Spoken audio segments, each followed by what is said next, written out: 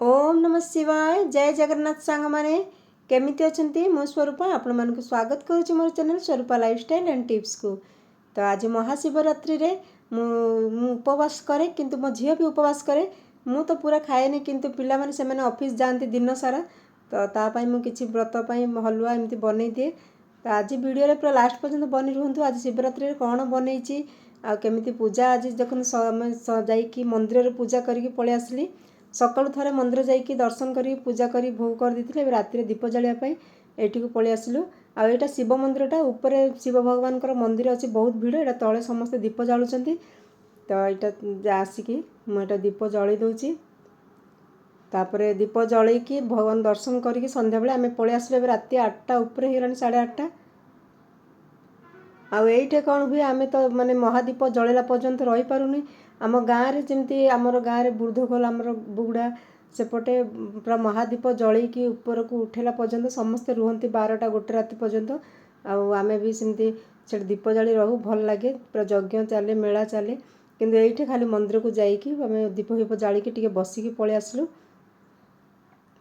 आबे माने 8टा ने 9टा पाखेलानी एमती। तो एबे आम झियो ऑफिस रो आसीबो से 9:30 बेले आसछि ऑफिस। आज व्रत रखिथिला टिफिन रे खाली फ्रूट्स धरी जाइथिला। तो आसिले कहला टिके आसिला बेलू टिके हलवा भल कि बने देबो। तो मुझे तापे हलवा बनाऊँगी। आ मु केमिति हलवा बने परफेक्ट तार मेजरमेंट आपण मानक सहित आज शेयर करी। तो चलते देखा। तो देखंतु कम घी रे आपण माने बहुत बढ़िया परफेक्ट टेस्टी हलवा बनै पारिबे। तो मु देखन 2-3 स्पून देसी घी नहीं गली। देसी घीटा तार बास्ना बहुत बढ़िया होता है। गाई घीटा से हलवा बनैबा बहुत बढ़िया फ्लेवर लगे। तो तापर देखंतु मु एथिरे काजू पकईदेली। जेतिक आपण मानक पाखरे काजू थी से हिसाब से पकेबे। तापर टिके किसमिस पकईदेली। आउ किसमिसटा को टिके पकई ना को भाजी खाली सांग सांग बाहर कर दिए। प्रथमे काजूटा को टिके भाजी सारला पर किसमिस पकाए सब बेले। तापर सेटा गोटे प्लेट को बाहर कर दबा। तापर से गिना रे गोटे गिना मु से घी रे ही गोटे गिना सुजी नहीं गली। आईटा को भाजी देबा। आपण माने पूरा परफेक्ट मेजरमेंट जदि हलवा बनैबे देखिए बहुत टेस्टी हलवा बनी थाए। आउ पूरा खिला खिला ही बहुत ही टेस्टी लगी थाए। तो देखंतु एटा मु पूरा लाल हैला पर्यंत आम सुजी को भाजीबा।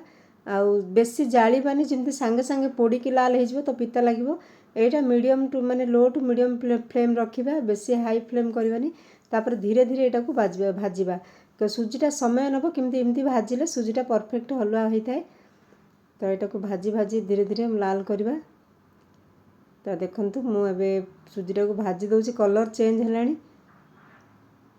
तापर सेटा देखंतु पूरा कलरटा चेंज हो गला। एतिकी कलर रखिबा बेसी लाल करिकी पोड़ीबानी। तापर एटा को मु गोटे प्लेट को बाहर कर देबी। देखंतु सेही प्लेट को बाहर कर देले। एटा गोटे गिना सुजी मु नेइतिली। तो तार मेजरमेंट पई जदि आपण माने गोटे गिना सुजी नउचंती तार सेतिकी 3 गुण पानी देबे। गोटे गिना सुजी रे मु 3 गिना पानी देली। सेथिरे ड्राई फ्रूट जा भाजी की रखिथिबा सेटा पके देबा। आउ पानीटा को फुटिबा को छाड़िबा। तापर आपण माने गोटे गिना सुजी नैथिबे बेले टिके कम गिनाठू टिके कम चीनी पकेबे। परफेक्ट मिठा होता। जदि कम मिठा खाउचंती कम पकेबे। आउ आज व्रत मुझे रखिछि सेतमे एथिरे लूण देइल न टिके पिंच लूण दे पारिबे। तो चीनी पके देबा। जेतिकी सुजी नैथिले ताठू टिके कम चीनी पकेइली। आउ एटा को आमे फुटिबा पई छाड़ देबा। देखंतु ए पानीटा को एबे आमे फुटिबा पई छाड़ देबा। पूरा चीनी पानी रे सेटा फुटिबो। आउ जदि आपण माने व्रत रे न करिवे तो टिके ना को लूण मध्ये एथिरे पकेइ पारिबे ए समय रे। किंतु आज उपवास व्रत रे लूण खाइबार नै बोली मु लूण पकोउनी। मु तो पूरा फ्रूट्स खाइक रुहे कि मो झील टिके बनै दू। से दिन सारा ड्यूटी रू मैंने ऑफिस रू आसीबो तापरे भोक रे राति शोइबो बोली मैं टिके तापे बनै दूची। आउ से आसिले 10टा 11टा हो जिवो सेतेबेले सी खाइदेबो टिके।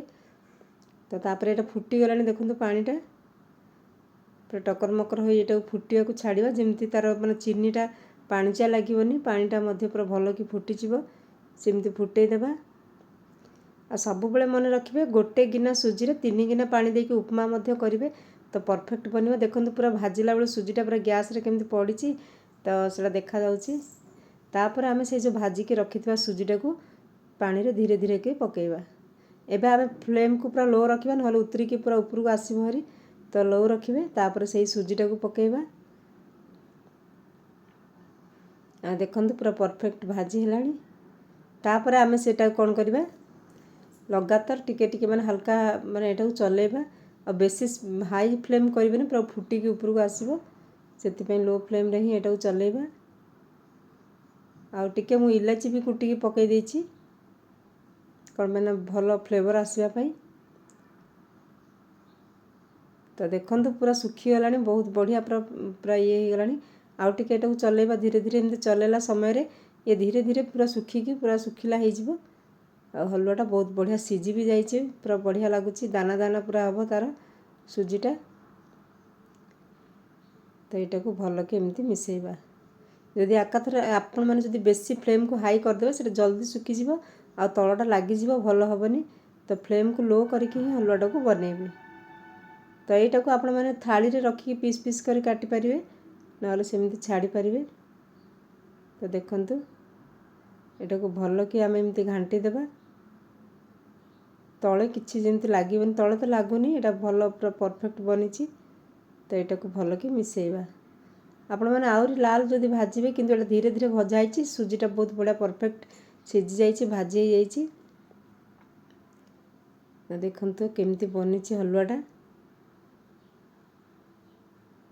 तापर यहाँ को भल कि रखिदेबा आमे चाहूँ कौन ना घीटा जमी उपरको देखा तो से आपण मैंने कौन करेंगे हलुआटा एमती ये कर सारापर से 2 स्पून देसी घी पुणी ता ऊपर देदेबा ऊपर घी देला फल जमी बेसी घी पड़ला टाइप देखा जाए तो हलुआ कले से गरम हलुआ ऊपर पुणी घी 2 स्पून देदेवे देखिए बहुत माने घी पड़ला सब टाइप लगे आ टेस्टी लगे तो देखंतु पुणी देसी घी 2 थर देदेबा एबे आमर परफेक्ट हलुआ बनीगला तो देखते एमती कर पूजा पर्व भोग लगे पारे आ माने व्रत उपवास जो माने बिल्कुल किसी न खाई रही पारना एमती हलुआ करके खाई पारे तो सांग माने केमिति लागिला आपण मानक वीडियोटा भल लागिले लाइक कर दियंतु जो माने नुआ अछंती प्लीज मो चैनल को सब्सक्राइब कर दियंतु पाखर थिबा बेल आइकन को दबाई दियंतु जा फल प्रति वीडियो नोटिफिकेशन आपण मानक पाखु पहुंची जिवो तो एबे मोर हलुआ देखंतु एटा बनी गला